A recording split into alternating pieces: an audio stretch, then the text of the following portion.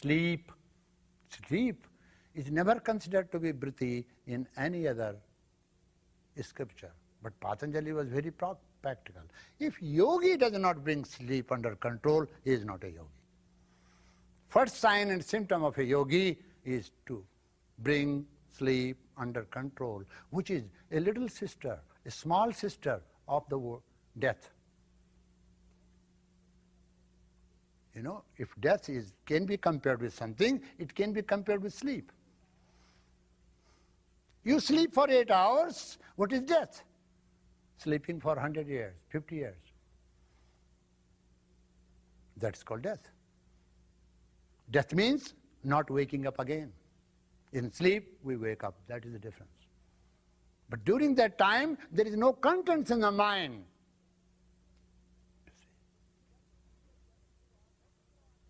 So death, he said death should also be brought under control.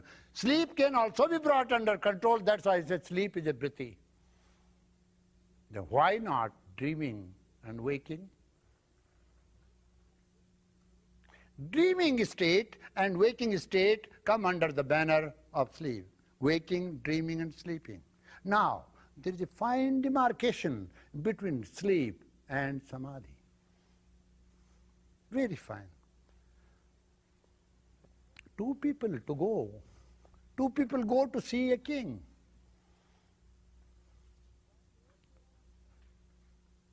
One goes there and sleeps. He is there in front of the king. Nearness is bilkul there, but he is sleeping. Another is converging. One who is converging is in samadhi. One who is sleeping is in sleep.